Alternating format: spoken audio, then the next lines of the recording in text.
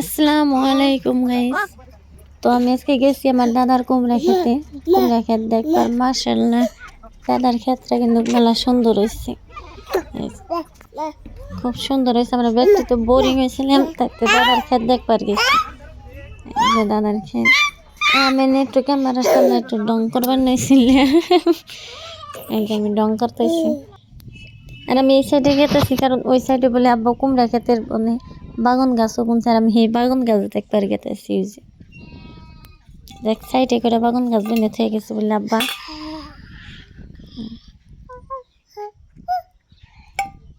আর আমি নাকি একটা জংলা গাছ দেখছি, তাই হুঙ্গা ধরছি।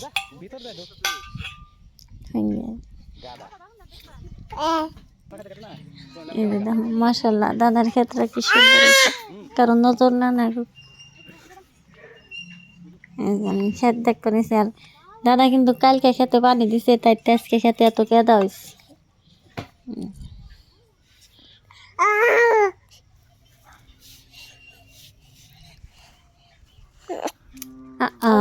এটা আমি কি করলাম, কুমড়া সারাইবার দেয় কুমড়া ছিঁড়া হলাইছি।